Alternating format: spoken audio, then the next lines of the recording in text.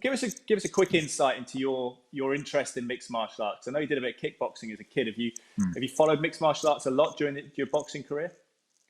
Yes, I've followed it for a long, long time. I first started paying proper attention to it in the market. It was called the Smashing Machine days, and I loved it from there, mate. I really did. I remember seeing a documentary many years ago on him, and his ups and downs, and his fight with depression, and his fight with drugs and alcohol and steroid abuse, all them things. And then I thought, I'll give this a watch. And then before I knew it, I was watching proper fights, the likes of Chuck Liddell, Tito Ortiz, your Ken Shamrock days. I was watching all of them, and I was just fascinated with it, to be honest. It's the rawest form of fighting in the world, and there's so many disciplines to master that they're trying to be better at, and I just loved it. As I say, I fell in love with it from the minute I watched it. Yeah, you were talking a couple of years ago about getting into it. Obviously, you retired from boxing. Are you still interested in it at all? What happened there, and what's your take on it?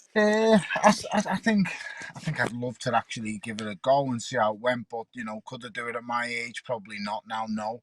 Do I believe I could? Absolutely yes. I definitely think I can do it, but Father Time waits for no one, Ed, and you've just got to sometimes let it go. But I would love nothing more than to get in the cage and have a rumble, mate. I really would. I got sent a video by yourselves off Sky today, and I had never seen Dillian Whyte in a cage, and I seen Dillian Whyte. I think it lasted about 12 seconds, and he looked absolutely ferocious.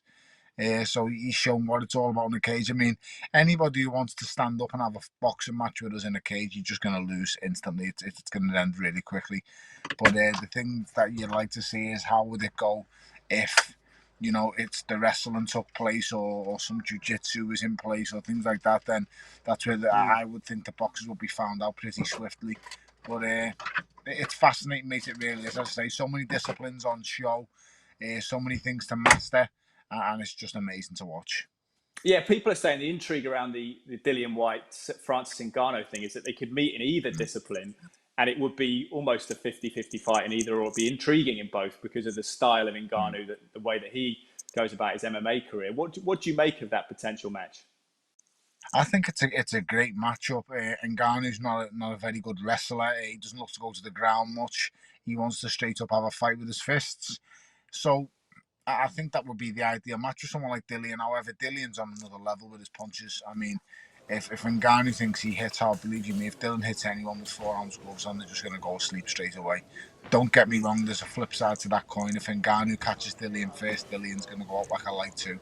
So it would literally be whoever lands first. And Where, that's how explosive that fight would be. where would you like to see it? What code? Or could you see one in MMA and one in boxing, like a kind of double header? No, it could never happen in a boxing ring. Francis Ngannou stands absolutely zero chance in a boxing ring. It's a completely different sport with a completely different set of rules, a totally different technique. Boxing is so different to MMA. It really, really is. And Francis Ngannou does not stand a single hope in a boxing ring whatsoever. Yeah.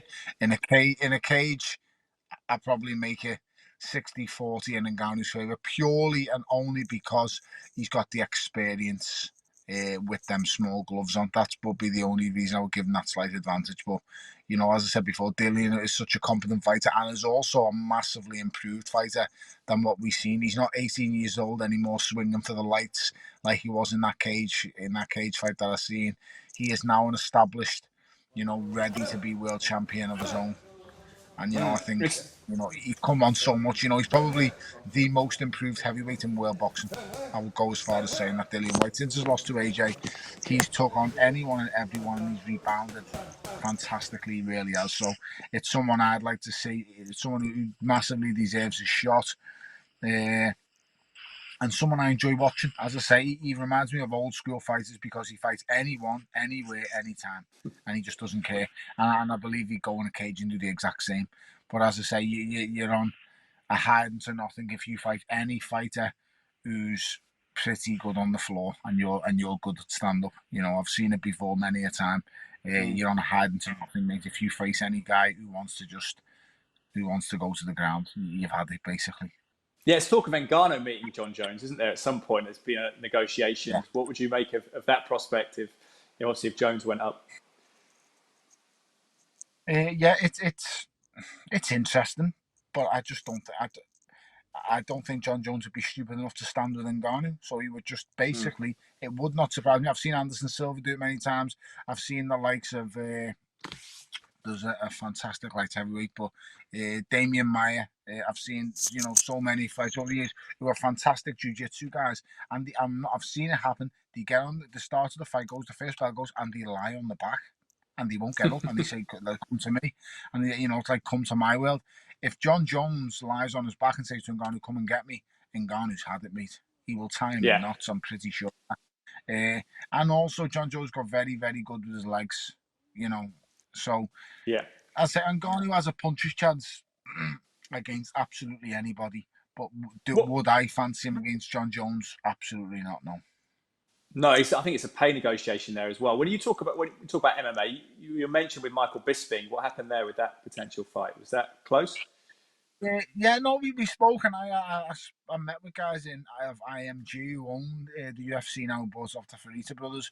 I seen them in Las Vegas, spoke a couple of words with them, and it was quite apparent that it was never going to happen because I wasn't going to get what I wanted to take the risk I was willing to take.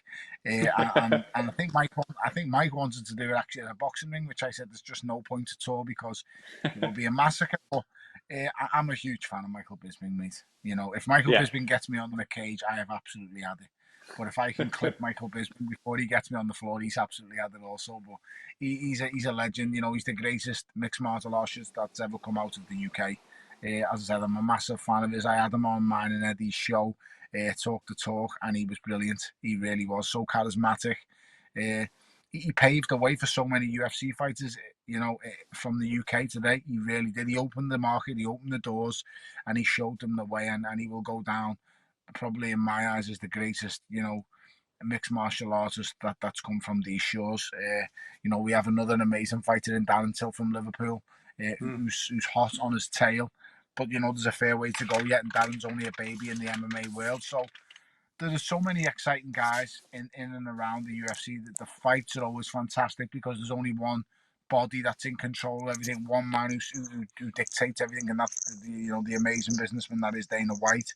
Uh, as I say, when one man's in control and running the show, it makes it so much easier to make the big fights happen. It's not like Mm. boxing where all these different promoters have got all these different agendas and they've all got channels that they need to, you know, to provide with great fights and do different things and mandatories. When the UFC want to make a fight happen, it's really simple. Dana White picks up the phone, he makes an offer to one fighter, he picks up the phone again and makes the offer to the other fighter.